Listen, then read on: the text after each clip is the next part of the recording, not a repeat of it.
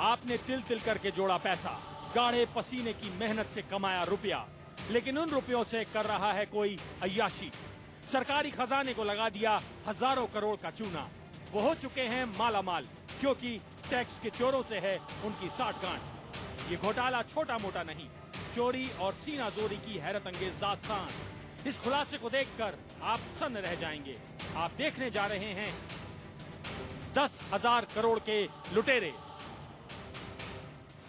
जी हां, डंके की चोट पर आज बात 10,000 करोड़ रुपए के लुटेरों की। सरकार के हजारों करोड़ रुपए गायब हैं। हम आपको बताएंगे कि कैसे इनकम टैक्स अधिकारियों की मिली भगत से सरकार को हजारों करोड़ रुपए का चूना लगाया जा रहा है। और इस चोरी की हाई लेवल इंक्वायरी तो हो रही है, लेकिन कोई कार्रवाई नहीं हो पा रही। मेरे सहयोगी आलोक वर्मा ने 3 महीने तक इस अहम खबर की पड़ताल की।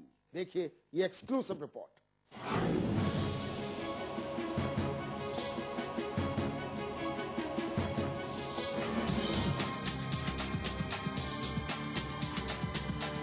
हिमाचल के परवाणु में अगर आप फैक्ट्री लगाते हैं तो आपको कोई टैक्स नहीं देना पड़ेगा। यकीन मानिए, इस जगह लगी आपकी फैक्ट्री से आपको चाहे जितनी कमाई हो, लेकिन आपको रत्ती भर भी इनकम टैक्स नहीं देना होगा। बात 14 साल पुरानी है। एक कंपनी ने परवाणु में कॉपी किताब बनाने की फैक्ट्री लगाई और कमाल देखिए कि अगले 5 साल तक हर बरस उसे 80 से 95% फायदा हुआ। देखते ही देखते 1.25 लाख रुपए की पूंजी से बिजनेस शुरू करने वाली कंपनी करोड़पति बन गई। कंपनी के खाते में करोड़ रुपए का लाभ देखकर इनकम टैक्स का माथा भी ठनका। कंपनी को हर साल करीब 100% का फायदा हो रहा था। जाहिर है इनकम टैक्स डिपार्टमेंट की नजरें टेढ़ी होनी थी। 7 फरवरी 2007 को जांच शुरू हुई तो पता चला कि करीब 100% का ये फायदा दरअसल काले धन को सफेद करने के बाद आया था। लेकिन तभी वो हुआ जिसकी उम्मीद तो शायद इनकम टैक्स अफसरों को भी नहीं रही होगी। कंपनी से पूछताछ शुरू हुई, लेकिन तभी इनकम टैक्स कमिश्नर ने कार्रवाई ही बंद करवा दी। इस पूरे मामले की जांच इनकम टैक्स के जिस अधिकारी ने किया था, उसने अपनी फाइल में रिकॉर्ड कर लिया कि कंपनी के खिलाफ कार्रवाई करने का फैसला उसने अपने सीनियर अधिकारियों के कहने पर किया है। ये साफ साफ नजर आ रहा था कि कमिश्नर और कंपनी के बीच मिली भगत थी। लेकिन दिक्कत ये कि जूनियर अफसर अपने ही सीनियर का हुक्म कैसे टालें। खैर, उसी वक्त उस इनकम टैक्स कमिश्नर का तबादला हो गया। कंपनी की फाइल देखते ही नए कमिश्नर ने फिर से कार्रवाई शुरू की। इस बार वो कंपनी पहुंची इनकम टैक्स ट्रिब्यूनल में। फैसला कंपनी के पक्ष में आया।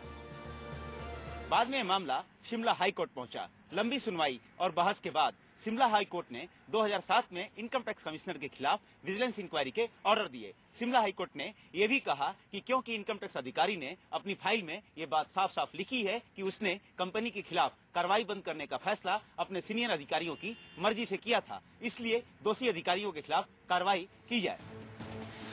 और आइए अब आपको एक सच और बता दें। उस समय हिमाचल के चीफ इनकम टैक्स कमिश्नर पीके मिश्रा थे, जो हाईकोर्ट के फैसले के समय चीफ विजिलेंस अफसर बनाए जा चुके थे। अब आप इस बात का अंदाजा आसानी से लगा सकते हैं कि जब गड़बड़ी करने वाला ही गड़बड़ी की जांच करे तो मामले का हश्र क्या होगा। बहरहाल बाद में कंपनी और इनकम टैक्स विभाग इस लड़ाई को लेकर सुप्रीम कोर्ट पहुंच गए। सुप्रीम कोर्ट में लंबी सुनवाई के बाद 6 मई 2009 को ऐतिहासिक फैसला दिया गया। करोड़ों रुपए का टैक्स का मामला इन्वॉल्व था, इसलिए सुप्रीम कोर्ट ने इस लिमिटेशन को वेव कर दिया और डिमांड कर दिया कि नए सिरे से इसका मूल्यांकन किया जाए, नए सिरे से इसका असेसमेंट किया जाए और दोषी अफसरों को नियमानुसार दंडित किया जाए। सुप्रीम कोर्ट ने आयकर विभाग को अपनी रकम वसूलने का निर्देश दिया है। इस निर्देश से वित्त मंत्रालय की भी बाँछें खिल गई हैं। इस तरह के पावर को इन्वोक करना कोर्ट द्वारा highest court of the land है सुप्रीम कोर्ट, और माननीय सुप्रीम कोर्ट ने अगर इस तरह के एक्स्ट्राऑर्डिनरी पावर से इन्वोक किया है, उससे डिपार्टमेंट का हाथ मजबूत होता है। सुप्रीम कोर्ट के इस फैसले से सरकार के करोड़ों रुपए वापस मिलने का रास्ता जरूर खुल गया है, लेकिन इस मामले में शामिल रहे अफसरों के खिलाफ कार्रवाई करना आसान नहीं होगा, क्योंकि इनमें से ज्यादातर लोग रिटायर हो चुके हैं। आलोक वर्मा, दिल्ली, IBN7। और IBN7 को मिली जानकारी के मुताबिक इनकम टैक्स अफसरों की मिली भगत के चलते सरकार के लापता हजारों करोड़ रुपए की ये सिर्फ एक बानगी है। IBN7 की तफ्तीश के दौरान ऐसे दर्जनों मामले सामने आए जिसमें सरकारी या यूं कहें कि पब्लिक आपके हमारे पैसों की चोरी हुई, लेकिन विभाग कान में तेल डालकर सोता रहा।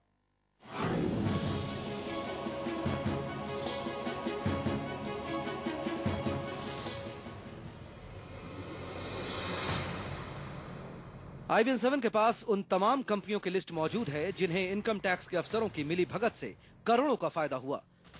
चूंकि कुछ मामले अदालत में हैं, इसलिए हम कंपनियों के नाम आपको नहीं बता रहे। मामला नंबर 1, 5,000 करोड़ की कर चोरी के आरोप में 7 साल पहले देश की एक नामी गिरामी कंपनी पर छापा पड़ा। करीब 2 साल चली कार्रवाई के बाद इनकम टैक्स ने हिसाब लगाया कि उस कंपनी के पास सरकार के 1,000 करोड़ रुपए हैं।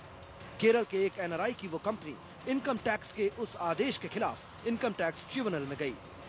लेकिन यहाँ तो पूरा मामला ही बदल गया। पता चला कि कंपनी के खिलाफ इनकम टैक्स अफसरों ने जो सर्च वारंट निकाला था, उसमें फर्जीवाड़ा किया गया था। जाहिर है ट्रिब्यूनल ने कंपनी के पक्ष में फैसला दिया।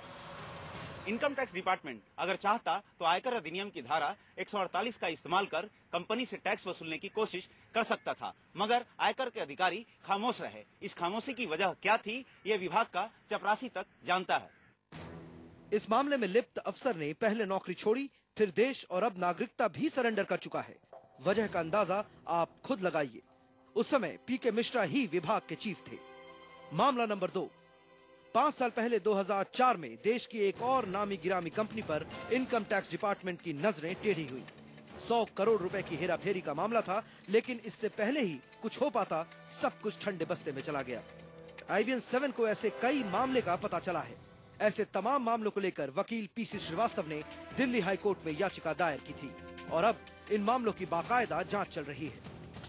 इनकम टैक्स डिपार्टमेंट के डायरेक्टर जनरल थे PK मिश्रा कि उन्होंने 10,000 करोड़ का घोटाला किया है। हाईकोर्ट से मैंने मांग की थी कि CAG और CBI से इसकी जांच कराई जाए, लेकिन ऑनरेबल जस्टिस TS ठाकुर ने डायरेक्शन दिया कि CVC इसकी जांच करेगा, लेकिन CVC ने आज तक इस पे कोई कार्रवाई नहीं की है। PC श्रीवास्तव अब CVC के खिलाफ भी कोर्ट में जाने की तैयारी कर रहे हैं। आलोक वर्मा, दिल्ली, IBN 7। तो आपने देखा कि किस तरह सरकार के हजारों करोड़ रुपए डूबते रहे, लेकिन आयकर विभाग सोता रहा। अब IBN 7 आपको वो सच दिखाने जा रहा है जिसे सुनकर आप भी सकते में आ जाएंगे। यकीन मानिए, इनकम टैक्स विभाग का ये ऐसा चेहरा है जिसे देख आप भी सोचेंगे कि क्या ऐसा होता है। इंडियन रेवेन्यू सर्विस के ये अफसर जिंदगी के वो सारे लुत्फ उठाते हैं जिसके बारे में सपना देखने से पहले भी आप 10 बार सोचेंगे।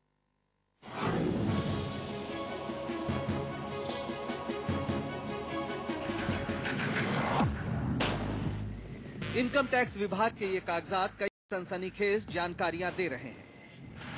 कागजात की माने तो विभाग के अफसर अय्याशी करने के लिए रिश्वत की रकम तो खर्च करते ही हैं, सरकारी पैसे भी बुरी तरह लुटाते हैं। दास्तान आगे बढ़ाने से पहले आपको बता दें कि ये घटना 4 साल पहले की। CBDT यानी केंद्रीय प्रत्यक्ष कर बोर्ड की बेंगलुरु में होने वाले सम्मेलन के लिए विभाग की महिला अधिकारी झूठ बोलकर हवाई यात्रा करती रहीं।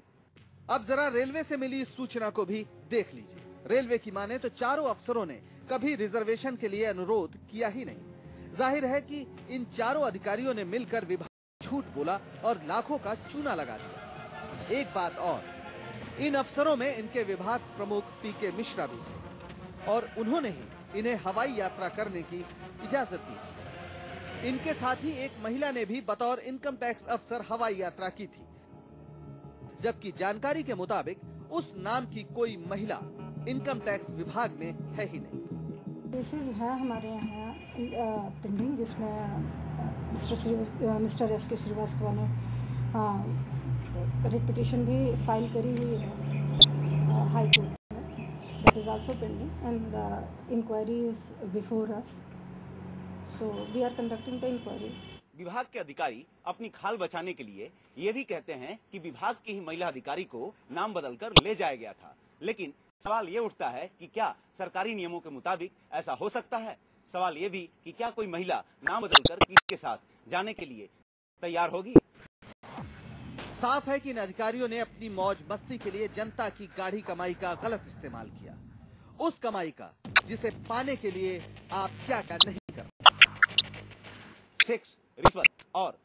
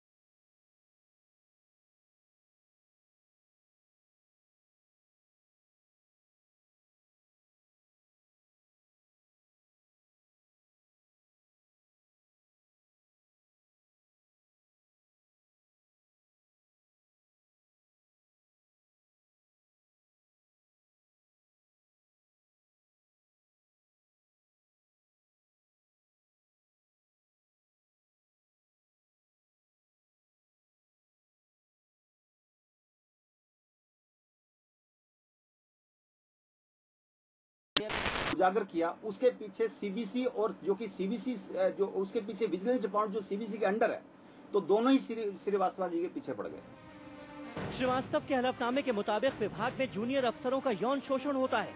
नौकरी और तरक्की पाने के लिए अक्सर महिला अधिकारी मजबूरी में खामोश रहती है। कैमरे पर कुछ भी बोलने से मना कर रहे एसके श्रीवास्तव के हलफनामों के मुताबिक इस पूरे खेल के मुख्य खलनायक पीके मिश्रा थे। हालांकि जब हमने पीके मिश्रा से बात करने की कोशिश की तो उन्होंने अपने वकील को आगे कर दिया।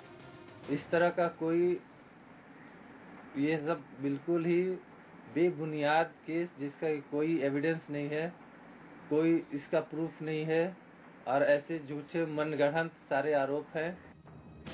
IBN 7 को मिली जानकारी के मुताबिक एसके श्रीवास्तव भी खामोश ही रहते, मगर कुछ एक साल पहले इन जनाब का किसी बात को लेकर अपने सीनियर से झगड़ा हो गया। इसके बाद दोनों तरफ से जांच और आरोप प्रत्यारोप का दौर शुरू हुआ और एसके श्रीवास्तव सस्पेंड कर दिए गए। बस फिर क्या था, एसके श्रीवास्तव पहुंचे कैट और कोर्ट की शरण में और विभाग की पोल खोलनी शुरू कर दी। यही नहीं, उनके बारे में ये भी कहा जाता है कि जो कोई उनकी बात न माने वो उसके पीछे पड़ जाते हैं। लेकिन अगर उनके हलफनामे सही साबित हुए तो विभाग के कई वरिष्ठ अधिकारी नप सकते हैं। आलोक वर्मा, दिल्ली, IBN 7।